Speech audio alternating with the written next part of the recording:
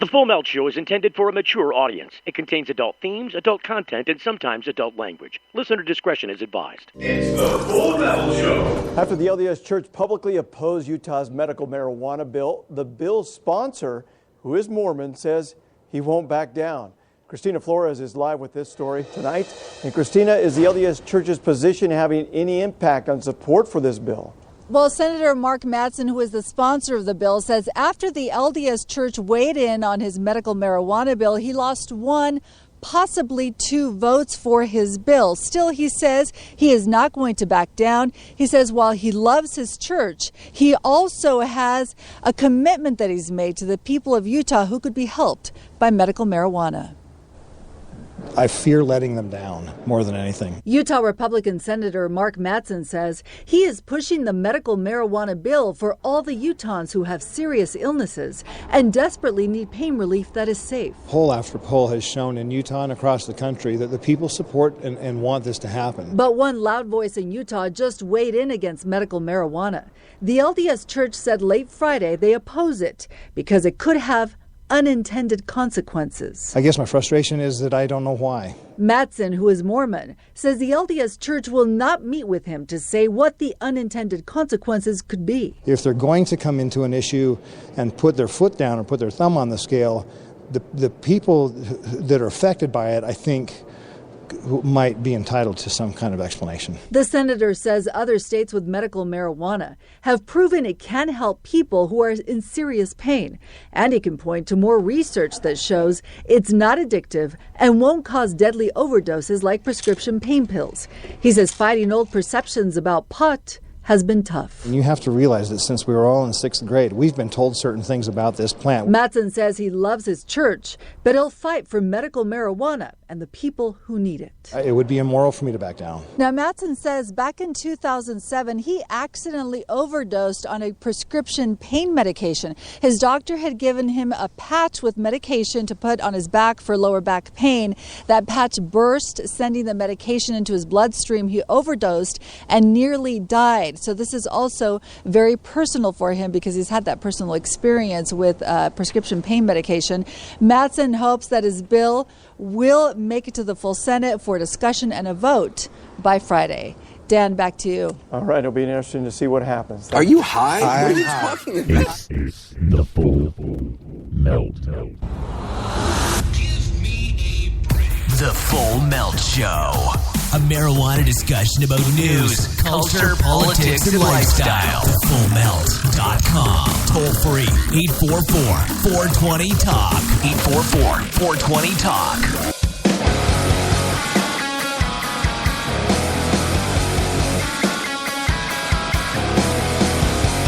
Hey, happy Thursday, everybody. Welcome to the Full Melt Show. I'm Steve Green, and I just can't believe that you've got, well, I guess I can believe it. Can you? You've got this Mormon in Utah who is a conservative Republican who's standing up against the Latter-day Saints Church saying, look, if you're going to step into this and be an advocate against medical cannabis in the state of Utah, give me a good reason. Don't just be a naysayer and then stop. Oh, there might be some unintended consequences. Could you enumerate, please, for us, the quote-unquote unintended consequences? It's those syllables in that order that have to make some sense. And if you don't iterate the unintended consequences of your opposition to people in your state using medical marijuana, then you seem rather meritless, don't you? I mean, here you have a member of your own church who's a conservative Republican saying, no, wait a minute. There are people here with legitimate problems. The rest of the nation has figured this out. He's starting to say, look, we're looking like the laughingstock of the country here because we're standing on our haunches about this issue, saying, no, there's not going to be any medical marijuana in Utah. And he's saying, why not? The church says unintended consequences. Mr. Legislator says, which ones? Tell me what are the unintended consequences. Well, in fairness, that's a little bit of a pregnant question because if you think about that question, and I'm just playing devil's advocate here, if you're looking at unintended consequences, it may be difficult to identify them in advance.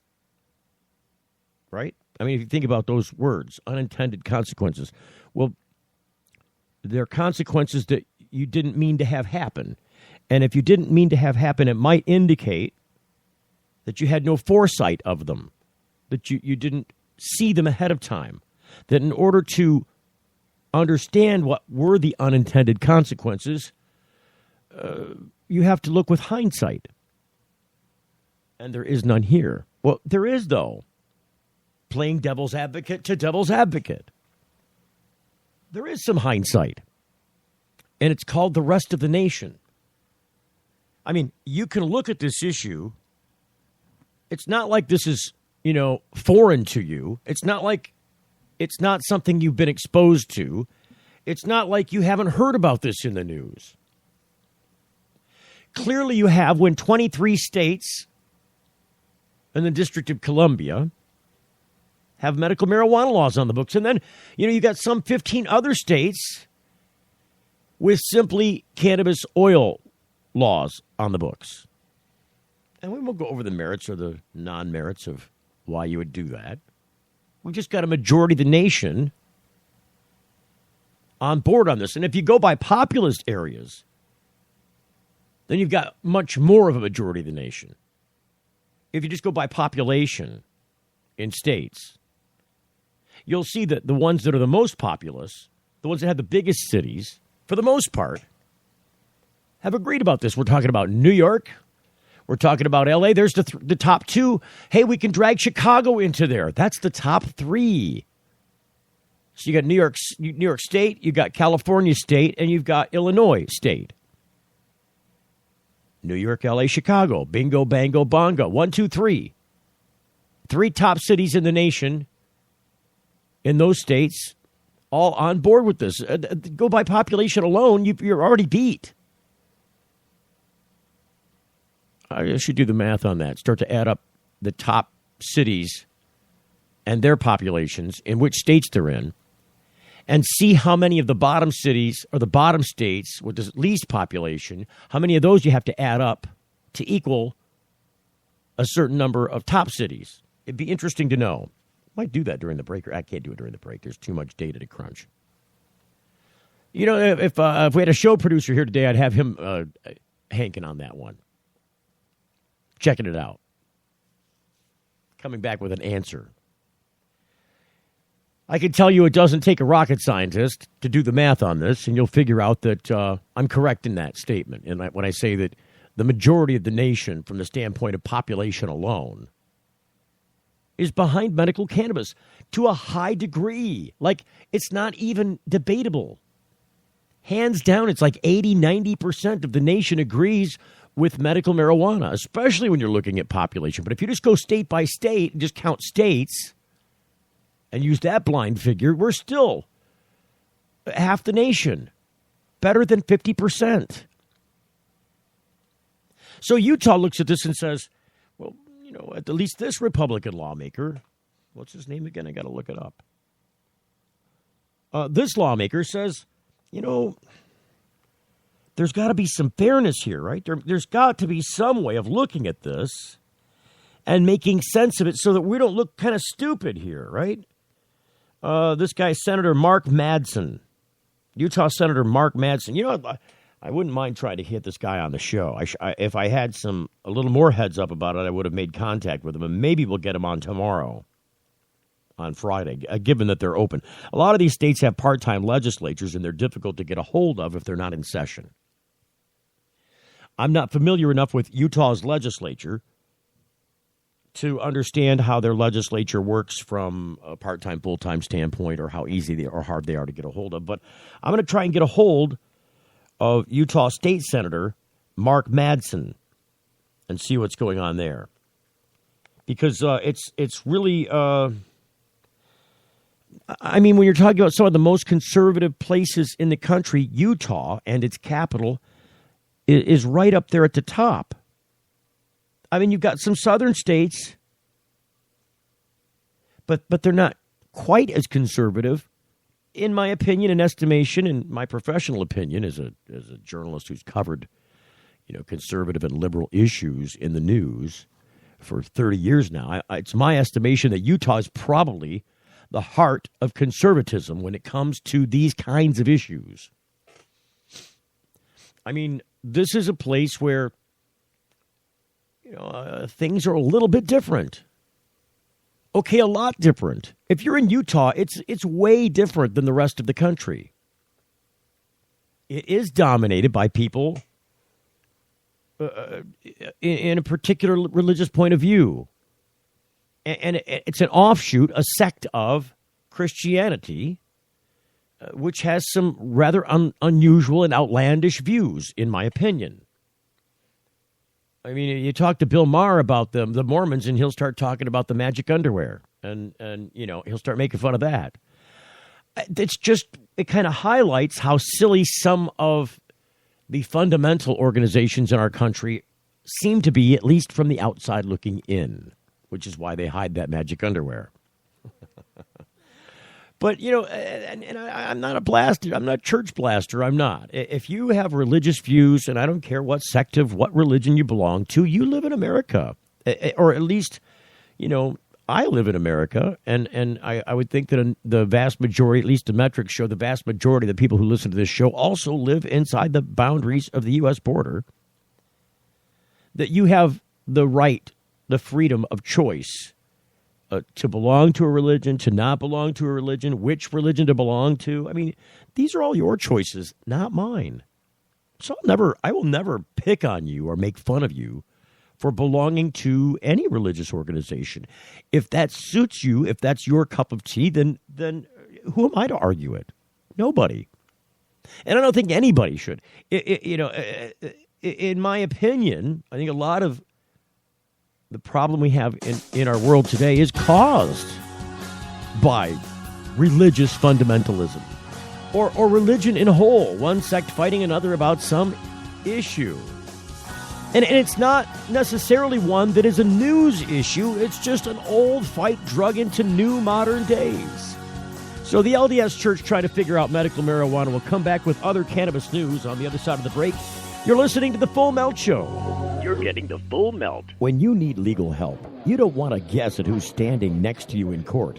And when it comes to a medical marijuana defense, it's even smarter to partner with a lawyer before you need one. Based in Royal Oak, David Rudoy has a proven history of not being afraid to take your case all the way to the Supreme Court and win. Find the law offices of Rudoy Law at RudoyLaw.com. RudoyLaw.com is a quick reference on your rights concerning Michigan medical marijuana and up-to-date news. That's RUDOI Law.com. Call 248-935-9074 now and talk about your legal needs, because at RudoyLaw.com, we don't just stand up for you, we stand up with you. RootMetrics, in the nation's largest independent study, tested wireless performance across the country. Verizon won big with 153 state wins. AT&T got 38, Sprint got 2, and T-Mobile got 0. Verizon also won first in the U.S. for data, call, speed, and reliability. AT&T got text. Stuck on an average network? Join Verizon, and we'll cover your cost to switch. It's Steve Green for the Sweet Leaf in Flint, because now getting safe access to medical cannabis patients in Flint, Michigan is never more welcoming. Presenting the Sweet Leaf, a brand new patient experience, bringing 12 carefully selected caregivers housed in 9 separate offices to distinctly assist you with their knowledge and reputation for excellent patient care. Classes and training coming soon in the large community room. Check it out in person, 400 South Door Highway, or call 810-259-2571. The Sweet Leaf Center in Flint, 810-259-2571. 2571. What's up with these things, Victor? We decided to give ourselves stickers for each feature we release. We read about 10,000 suggestions a week to create features that, as traders, we'd want to use. 10,000 suggestions. Who reads all of those? He does. For all the confidence you need, TD Ameritrade. You got this. Introducing Sacred Elements, a place for natural and alternative healing for the mind, body, and soul. Sacred Elements. It's one place, all solutions. Registered, licensed, certified, ordained. Sacred Elements. Massage, hypnosis, Reiki. Sacred Elements. Raindrop, aroma and color therapy, body detox, ministry, life coaching, weight and nutrition counseling. Sacred Elements. Next to the Sweet Leaf, 400 South Dorr Highway, Flint. 11 to 7 daily, closed Sunday. Call 810-259-2570. It's the Full Melt Radio Show. Radio show. Tonight we are victorious. Champagne pouring over us. All my friends were glorious. Tonight we are victorious.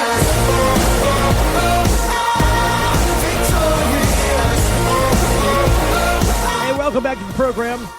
You know, you can hear the Full Melt Show Monday through Friday from 7 until 8 p.m. Eastern Daylight Time. Find us at thefullmelt.com, and then you can also see the link right there at the top of the page. It's the iTunes link. If you click, you can subscribe to our iTunes podcast of each live show that comes out every day.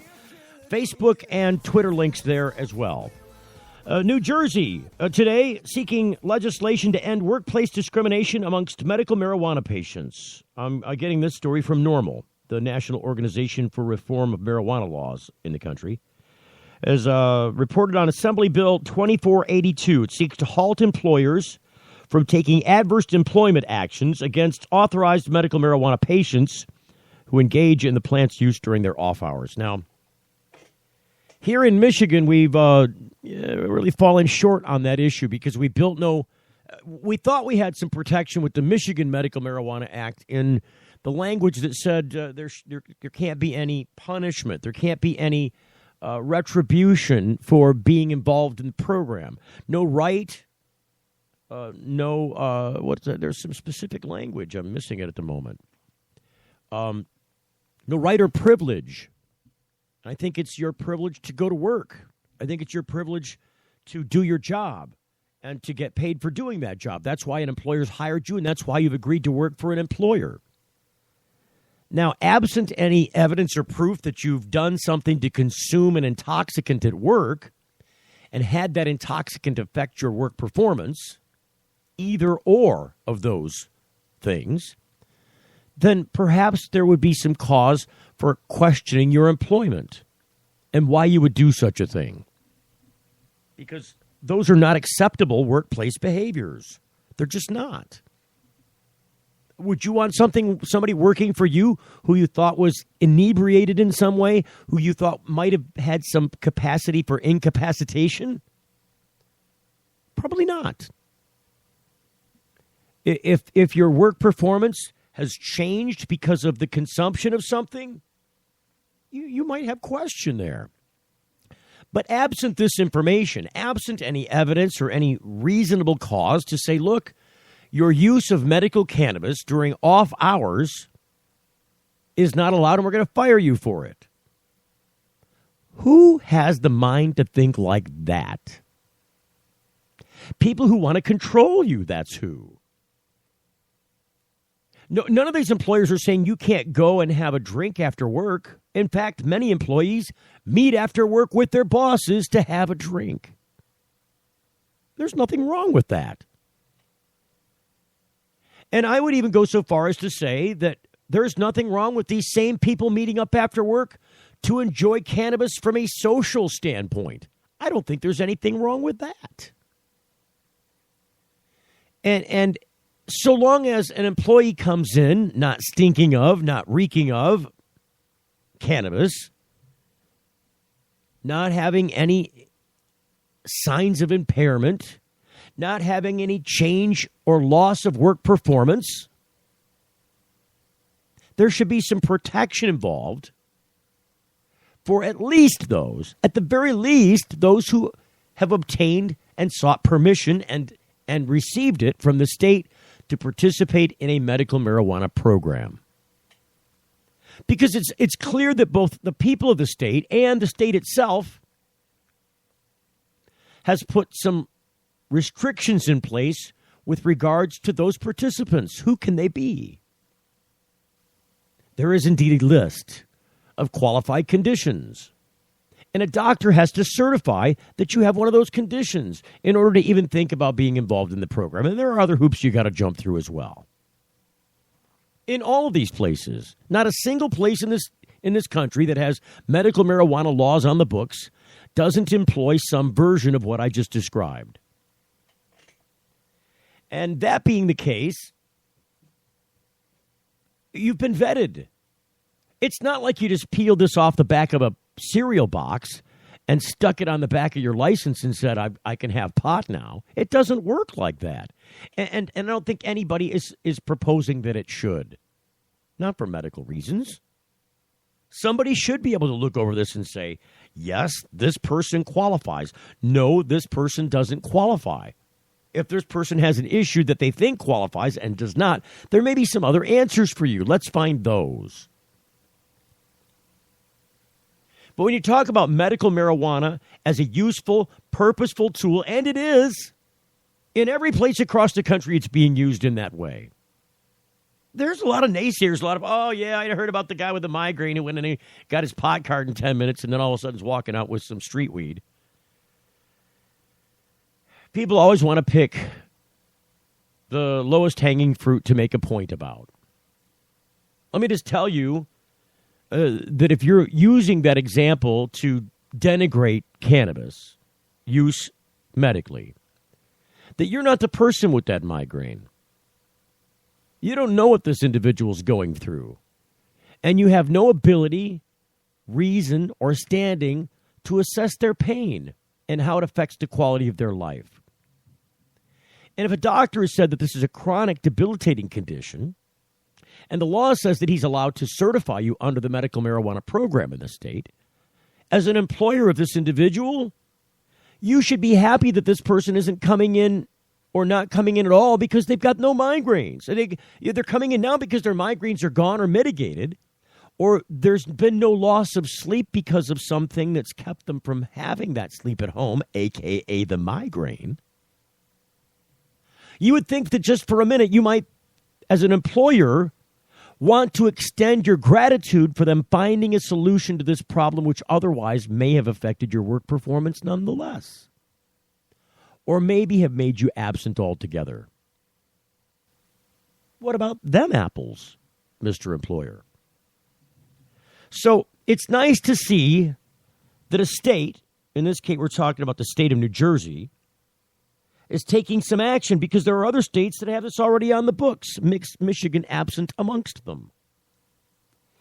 Arizona, Connecticut, Delaware, D.C., the District of Columbia, Nevada, Maine, Illinois, New Hampshire, New York, Rhode Island, all passing similar laws prohibiting employers from sanctioning qualified patients for a positive drug test absent any evidence of work-related impairment. And that's the way it's common sense, isn't it? I mean, you don't fire your top salesperson or any of your sales team that's performing for you. You don't fire them because they had a drink the night before. And especially if in the case that drink was medicinal, because, there was that claim back in the day, too, in the prohibitionist days. I'm drinking this here bottle, and it's purely medicinal. There's popular culture reference to this in television, theater, and movies. Medicinal alcohol. Look it up. In the 20s and the 30s, this was a common claim. And all I'm saying is that if your employee is using this off work hours and you disagree with it, you're entitled to that opinion. Opinions are like a-holes. We all have one, right? That's the coined phrase. And it's applicable. It's that phrase rings true, doesn't it? You're entitled to have your opinion. And you may be entitled to maybe, not hire me in the first place if I'm a medical cannabis patient. You may choose, I don't hire guys that have chronic debilitating conditions. Maybe that's your reasoning. But once you have an employee on staff and they're a medical marijuana patient, and they can prove the ID card, and they've got a positive drug test for cannabis only, and they've never showed up at work stoned, impaired, or otherwise indicating a loss of work performance, I say you've got no question about this employee other than how well are we going to do today? I mean, are you going to use your ability to employ somebody as a social manipulation tool, as a tool of power, as a tool to have demand and favor over the populace that other people don't have by saying that nobody under my employ will get my approval for the use of medical cannabis? I don't care if it is off hours. It's not allowed. I see you got more bigger things to worry about as an entrepreneur, as somebody out trying to turn business, sending out the little cash soldiers to come back with hostages in the form of interest and dividends on your business. That's much more important, and you should be looking at that as a goal rather than how you got there, if indeed everybody's performing the way they're supposed to at work. You shouldn't be sticking your nose into the way that people handle their own chronic debilitating conditions at home. You wouldn't find this acceptable in the case of somebody who's disabled. No, we don't allow you to use that kind of wheelchair. Oh, we don't allow you to use that kind of assistance. You've got a home nurse. We don't allow that. It's the same thing. Tell me how it's not the same thing. Our phone lines are open tonight, 844-420-TALK. That's 844 toll-free, 420-8255. If you ring in, it's got a strange ring in. Just kind of wait through it, and eventually you'll get a ring through to the studio. I think it's the way that we use the Grasshopper 800 number. It's a transfer service. What it does is it transfers the call to our phone system only after you've gone through, I don't know, some weird process that the Grasshopper 800 number does first. It's a little weird, I must admit, but don't be scared off by it. Go ahead and dial that number if you disagree with me about subject matter on this program. Big plans for the program. We'll reveal that later on in the program, in this show. Other news in the cannabis arena. I have to tell you that every day I look up what's going on and really remain immersed in the topic of medical cannabis and the news. And one of the ways that I get this, really, I get news updates. Now, there comes one now. I get alerts to tell me about cannabis stories. And I think one of the things that is topping that list right now is the incredible amount of money being made in Colorado. Did you see the news there about the amount of money that's being spent on marijuana as a whole, both medical and retail? It's almost $1 billion. $1 billion, he says with his pinky at his lip. $1 billion is a lot of money. I mean, $1 million is an incredible amount of money, but $1 billion, what's that, 1,000 millions? It's a lot of money. $996,184,788.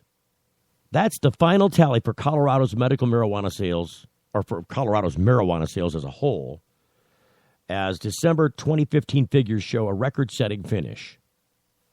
The Cannabis reporting this on the 9th, a couple days ago. Licensed and regulated marijuana stores in Colorado selling that much in recreational and medical cannabis in 2015, according to new data from the state's Department of Revenue. I think it's ethical to round that up to $1 billion. Cannabis industry attorney Christian Cederberg said Tuesday upon first hearing those 2015 totals as news. Colorado recreational marijuana sales first started January of 2014. The story goes on to report that these are amazing numbers, says the attorney, Steve Fox, one of the principal drafters of Colorado's pot legalizing Amendment 64. Quote, especially on the tax revenue side, he says, end quote. They landed $62.2 million in November in sales. That's a lot of money. Look, they did nearly that much the whole year, the previous year. No, that's not quite right. Was it the first couple of months? I don't remember. It was a lot. Recreational sales jumping 21% from November to December. The data on Colorado marijuana sales and taxes ending months of speculation surrounding the 2015 totals, which some believe would top $1 billion, even though sales didn't reach that lofty mark. By what? A couple 100,000 less? Not even that. A few thousand. Even though sales didn't reach that lofty mark, legislation advocates are still content with the 2015 totals. Well, wouldn't you be? Colorado's 2015 marijuana tax and sales totals tell a story of implementation and growth. The state's pot shops sold more than $699 million in cannabis in 2014. They moved to even more with $996 million this year, or this past year, a year when more pot shops opened, more municipalities started allowing these businesses, and more customers found their way into the regulated market. Year-over-year totals for taxes and license fees grew, too, from $76 million in 2014 to $135 million just last year. School funding, 15% excise tax on wholesale marijuana transfers jumped from $13.3 million in 2014 to more than $35 million in 2015, according to the state. I'm really proud of our state and proud of our legislators and local officials who've helped us transition away from an underground market so quickly, said Cederberg, so that our state can see the benefits of tax revenues, regulated sales, jobs, and economic development. And let me tell you, they are rolling like pigs in shit in Colorado. And I'm not talking about green shit. I'm not, well, at least not the marijuana kind. I'm talking about rolling in cash. I mean, they are awash in cash in Colorado. And you can imagine, being the nation's leader on this subject, what the 2016 totals are going to be, especially in light of this being a big election year. Oh, that's right.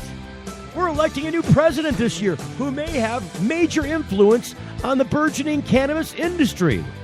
We'll talk about that in light of what's going on right now with the presidential candidates debate. Getting the full melt. I've seen things no man should bear, and those that every man should dare. From the beaches of Normandy to the far reaches of the earth. In my life, I have lived millions of lives. I've outrun robots and danced with dinosaurs. I faced the faces of fear and fortitude and witnessed great beauty in the making. I've kept the company of kings and queens, but I'm no royalty or saint. I've traveled, trekked, wandered, and roamed, only to find myself right where I belong. Jeep. See your authorized Jeep retailer for details on how you can become a Jeep owner. We asked people to tell us something that happened in their past and something that might happen in their future. The good things were put on yellow magnets and the bad ones on blue. The results show the past was a pretty even mix of good and bad, yet the future was almost all good things. Now that you've seen the results of this experiment, what does it mean to you? We all want to think about positive stuff. Realistically, there will be down times. It's great to think optimistically, but let's plan for whatever the future might bring. Prudential, bring your challenges. If you're like us, your pets aren't just animals. They're members of your family. Pet Pain CBD hemp oil drops are great for aging as well as active dogs and cats. Some people are apprehensive about hemp treatments for pets. They ask us, what are you smoking? Absolutely nothing, and neither will your pet. Like other hemp-based products for humans, the allure is all of the benefits of cannabis without any of the high. The CBD oil has shown to rejuvenate the bones, joints, brain, stomach, eyes, and heart. And the drops contain absolutely no corn, wheat, soy, artificial colors and flavors, or preservatives. Pick some up today. Visit petpain.com or ask for Pet Pain at your local pet store. Petpain.com. CBD relief for your pets. It's the Full Melt Radio Show. Radio show.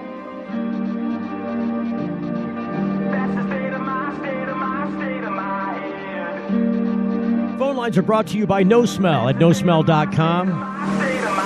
It's been a long, bumpy ride sitting back. 844-420-TALK.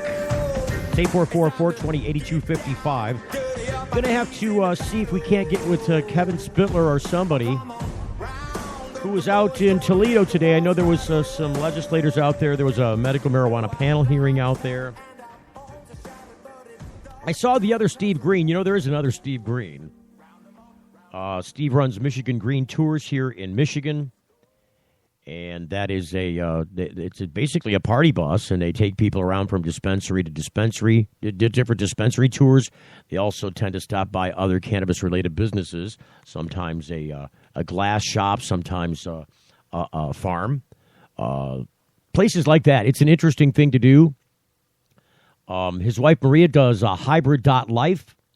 And I know that Steve was down in Toledo today, both kind of capture, probably talking about this from a reporter standpoint for hybrid.life.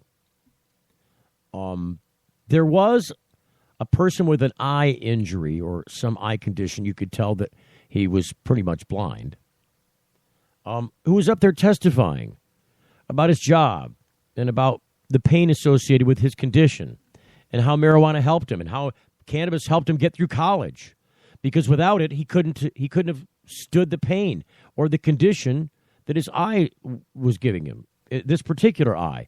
And he talked about if he had that eye removed, because he is blind, how this could start causing his other eye to have a problem, and how cannabis was giving him the ability to dismiss all of that.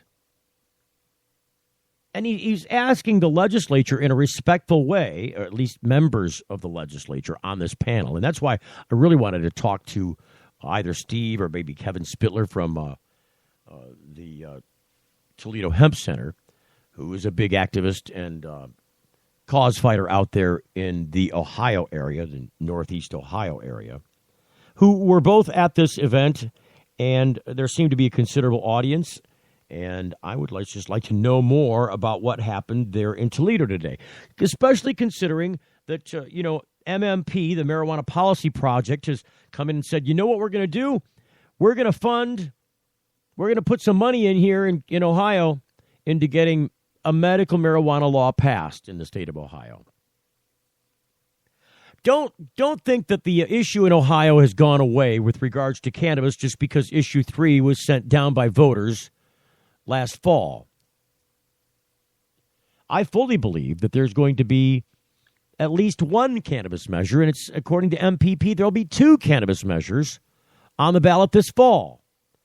A medical marijuana proposal, a petition that MPP plans on getting on with whatever local support that they have there. I'm sure there's plenty. And then also I believe OTEP is likely to get, Ohioans to End Prohibition, is likely to get their petition on board with enough signatures to meet the ballot in November as well. I'm not sure of the cutoff line in Ohio as to being able to be on the November ballot. What is the last day you can submit the number of signatures necessary to get on the ballot in Ohio? I know in Michigan that last day is in June or July. Don't remember which one. I just remember J in 4 letters. Go figure. This is not a fight in Ohio that has gone away. And in fact, the difference between these 2 bills, should they get on the ballot in Ohio, would be one is obviously a medical-only bill. It'd be interesting to see the language that MPP comes up with, because there's been some rifting at MPP, which has caused people to leave that organization that used to be heading it up.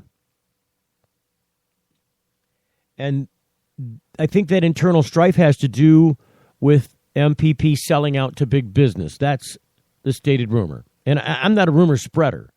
Just telling you what I heard. Oh, good Lord. Sometimes you can tease people with just language. There have been people leave, and they've gone to particular places to do their business with other organizations. I don't know about what's happening in MPP. I think generally MPP's always been a good force for the cannabis industry and for medical marijuana patients in particular. There's headway being made all over the world on this subject. Coming up here, according to ASA, I did get an ASA newsletter. Where's that at? There it is right there. ASA says yesterday, Steph Scherer talks about joining organizations from across the globe at the UN headquarters to continue preparations for the United Nations General Assembly special session in 2016 on drug policy to be held April 19th and 20th and 21st. So 420 is right in the middle there, isn't it? Go figure. How did that happen, pray tell? Representing Americans for Safe Access and the International Medical Cannabis Patients Coalition, I provided input from member states in the negotiations of the outcome document to be presented at this prestigious special session in 2016. Good Lord.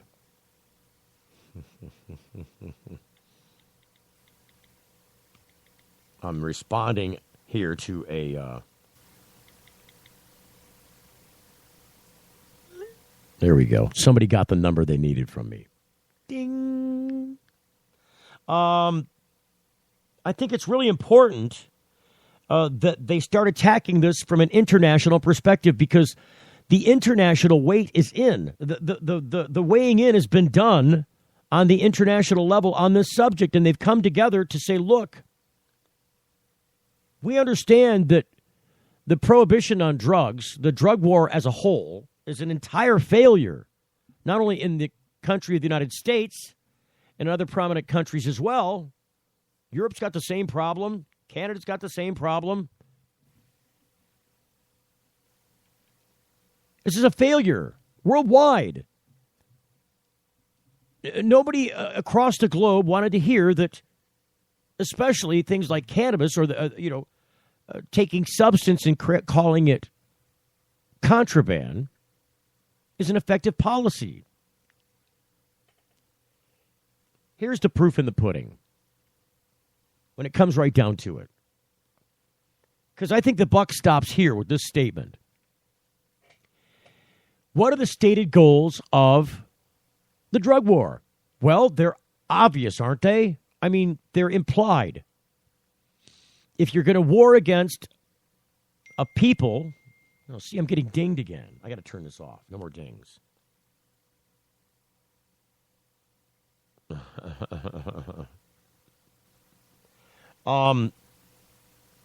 you're going to war against a people, the stated goal of any war would be to overcome whatever opposition in that government that you're fighting against. So if it's a militant opposition, you're fighting against that. It's generally political operatives and causes that cause that militant group to bear force, to bear arms. And it doesn't matter if you warred against them or they warred against you. The stated goal is obvious, to beat the opposition and to do it with force. And so a war on drugs would have the implied notion that you're going to beat back drugs, that you're going to reduce the amount of drugs available to a population, that you're going to stop the incentive of people wanting drugs, what do we refer to that as? People refer to that as supply and demand. You're not reducing the demand. So if you're going to reduce demand and if you're going to stop access and you're going to raise the prices of drugs because their supply and demand says if there's fewer drugs, the price goes up, and that should take a lot of people out of the marketplace, right? Tell me which drugs you've accomplished that with in the war on drugs anywhere globally. anywhere. Pick one spot on the globe. Spin the globe around, touch a spot, and tell me how that particular place achieved any of these goals. Because they all have very similar policies, some more harsh than others. I think they're all altogether too harsh because they're in the wrong category. Drug use, consumption, availability is a public health issue, not a criminal justice one. That's the underlying thought of people like the Marijuana Policy Project. That this is unenforceable. And we've got 70 years of history that says none of your goals have been achieved. In fact, some of the goals have gone backwards. They've retrograded. Meaning that the price has actually gone down on most of these drugs. Even maintaining the same price over a series of 3 decades, just recently, in any drug commodity on the black market. Just maintaining the same price for 30 years means the price hasn't gone up like the rest of everything else has. It's therefore fundamentally cheaper just by inflation alone. In fact, most of these drug prices have gone down, if anything. You've not stopped the demand. In fact, the demand has gone up, especially wrapped around cannabis, because people understand through practical experience that this is generally not conceived as a harmful substance. It's not addictive. It's not going to kill you. 0 people ever killed by cannabis. Big goose egg in the history of humankind on the globe. Nobody has ever died from an overdose of cannabis. Not one. I think there are much bigger fish to fry. And it's not just I that think that. I'm not the only one. There are many others. And the policy issues go deeper than that. If you can't have an impact on your own stated goal in decades after spending billions in tax dollar resources, what are you supposed to do? So I'm glad that Steph Scherer and ASA is stepping forth on the international stage at the UN at this special session to speak up about medical cannabis with a coalition of others who are like-minded, because she's doing the good work for you and I, for the benefit of medical cannabis across this country and across the globe. Be back on the other side with a checkup of the news next. You're getting the full melt. Promotional consideration provided by NoSmell.com, pioneering the storage market for cannabis users. The NoSmell patented bag technology offers users 100% smell-proof detection from even the most sophisticated of noses. NoSmell.com, so nobody knows. When placing your order for a NoSmell bag, make sure to use discount code FULLMELT and take 10% off the entire order. Learn more about NoSmell technology at NoSmell.com. Young students are our future. They're eager to learn, eager to succeed, eager to make the world a better place. And they want to make it to school safely. Share the road, take care when passing, and always leave 3 feet between you and people on bikes. Bikes are legal road vehicles. We're all drivers. When you need legal help, you don't want to guess at who's standing next to you in court. And when it comes to a medical marijuana defense, it's even smarter to partner with a lawyer before you need one. Based in Royal Oak, David Rudoy has a proven history of not being afraid to take your case all the way to the Supreme Court and win. Find the law offices of Rudoy Law at RudoyLaw.com. RudoyLaw.com is a quick reference on your rights concerning Michigan medical marijuana and up-to-date news. That's RUDOI Law.com. Call 248-935-9074 now and talk about your legal needs, because at RudoyLaw.com, we don't just stand up for you, we stand up with you. If you're like us, your pets aren't just animals. They're members of your family. Pet Pain CBD hemp oil drops are great for aging as well as active dogs and cats. Some people are apprehensive about hemp treatments for pets. They ask us, what are you smoking? Absolutely nothing, and neither will your pet. Like other hemp-based products for humans, the allure is all of the benefits of cannabis without any of the high. The CBD oil has shown to rejuvenate the bones, joints, brain, stomach, eyes, and heart. And the drops contain absolutely no corn, wheat, soy, artificial colors and flavors, or preservatives. Pick some up today. Visit petpain.com or ask for Pet Pain at your local pet store. Petpain.com. CBD relief for your pet.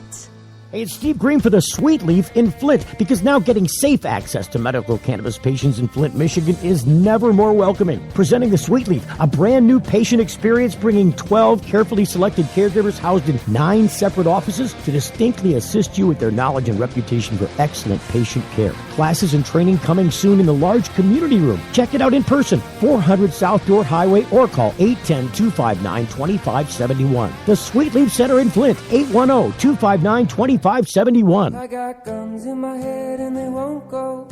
Spirits in my head and they won't go. I got guns in my head and they won't go. Spirits in my head and they won't. Surprise, motherfucker. It's the Full Melt Radio Show. I got that song in my head and it won't go. Really, it just won't go. Just listen to it for half a second, you'll have the same problem. I've been looking at the stars tonight. All right, that's long enough. So, that's, I don't know, it's nice when we get some update on the bumper music for the show. I really wanted to get somebody. It looks like I can't reach Kevin Spittler. I didn't get a chance to see if Steve Green. Let me just see if we can maybe just get an impromptu comment from Steve Green. Let's just do this live on the air, shall we? You're going to swing that bat anyways. So so, hey, are you there? Oops. And can you give an update on the Toledo issue today? So it was really, what was it? There was a Toledo panel.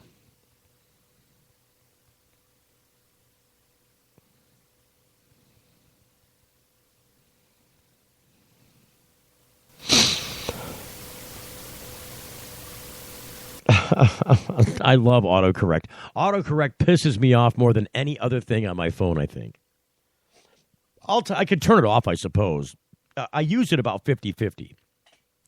Autocorrect, 50% of the time, changes what I'm trying to type but screwing up to the right thing. The other 50%, it changes what I have typed correctly to the wrong thing. So I'm not sure what I'm giving up for or I'm not sure what the trade-off is, because it seems like I'm doing the same amount of work either way. I'm just fixing what autocorrect screws up one way or the other. It's really a strange thing. By the way, I saw some, this is unrelated techie news for you people who are tech-minded.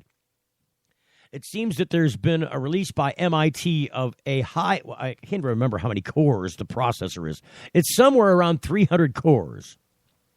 So you're talking about, you're talking about a dual core processor or a quad core processor, or sometimes you got the i7 or the i5 core processors. We're talking 300 core processors in a phone chip.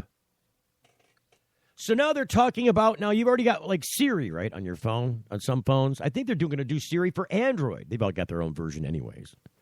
But that is a technology that uses a server farm to do a form of artificial intelligence.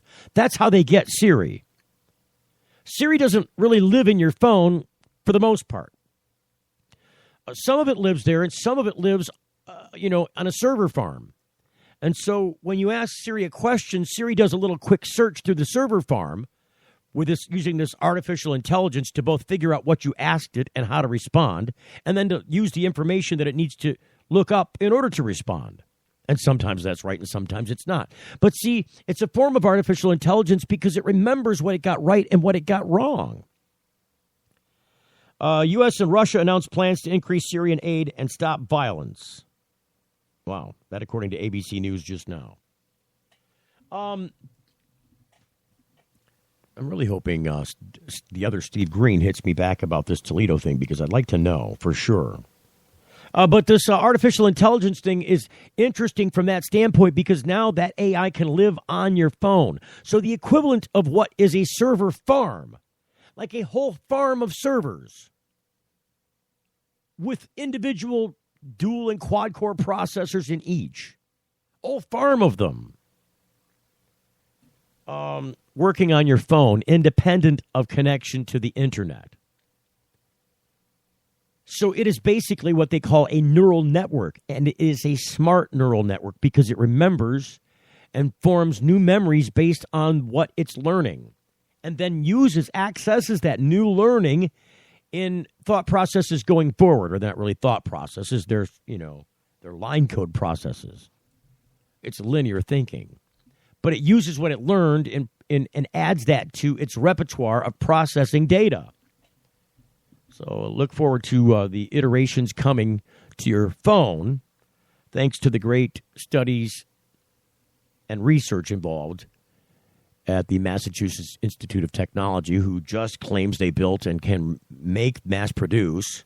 I think it's like 289 core process. I don't remember. It's a lot of cores, whatever it is. Leaps and bounds. See, that would be a jump in processing power, in speed, that is off the chart. It's off the scale because what is it? Every 6 months or so, it's supposed to double processing power, and that's how it. And that's like a law. It's like a scientific law that what we're working with, that processing power, data management, data ability to store and manage data goes up by 100%, doubles every 6 months.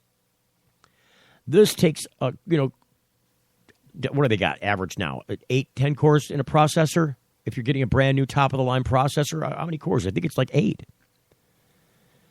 8 times how many to equal almost 300 core processors? Each one the equivalent of like the old Pentium processor. Each of those cores represents a Pentium processor. It's just amazing. I promised you I'd give you a checkup on the news. I just have moments left in the program, and unfortunately I did not get... Oh, there he is. Got a sec on the phone. On air.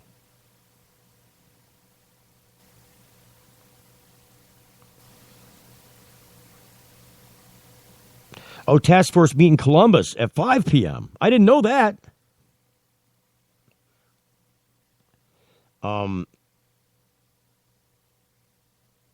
See, wait a minute. People's Choice,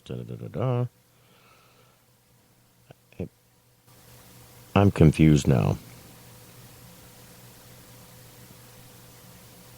Got a sec. Let me just see I'm just going to plug Steve in and see if I can raise him, because we're going to be out of time on the air. There'll be no time to discuss. We'll be off the air and Steve will go, yeah, let's go on. Let's see if we can just pull him up. I'm going to call Steve Green here. Hello, Steve. How can I help you today? Hey, Steve Green. It's Steve Green. How are you doing, Steve Green? I'm okay. Say, we just got a couple seconds left on the air today. I just wanted to touch base on the whole panel in Toledo today. I know you were there. Can you give us in like 60 seconds or less, an update on what happened there and how it was important? Absolutely. In Ohio, they had the initiative that failed. Issue 3. Amendment 3. And since then, they've had several people and groups pushing it at the legislature to pass something. So the legislature is considering what to pass or how to pass something, and they reached out to a group of people to gain more information over the last couple weeks, and they have a task force committee set up to try to assess the information and see what kind of medical program would be best for Ohio. That's awesome. Is the panel comprised mostly of legislators? The panel itself is, I think, all legislators. The task force is split between law enforcement, I think some community activists, philanthropists, and things like that. But the committee itself is all the legislators, and it looks like they're interested in moving forward and doing something legislatively instead of waiting for voters or trying to change the Constitution. Steve, that's awesome. Thank you very much. It's Steve Green giving us that report happening in Toledo today. You said there was something happening at 5 o'clock in Columbus as well? Yeah, that was the meeting of the task force. So we met with a couple of legislators and told them stories in Toledo. Around the state in capital Columbus, they had the task force meeting to meet with other groups and talk further. And they're going to compile all of that information in the next couple months, and hopefully we'll see some help for people in Ohio. It'll be an awesome thing. Thank you, Steve Green. We've actually gone overtime now, but Steve Green is from Michigan Green Tours at michigangreentours.com, and also is a co-publisher of Hybrid.Life magazine. Am I correct in saying that? Yes, sir. Thank you very much. Thank you, Steve. We'll talk to you soon. Take care. Bye-bye.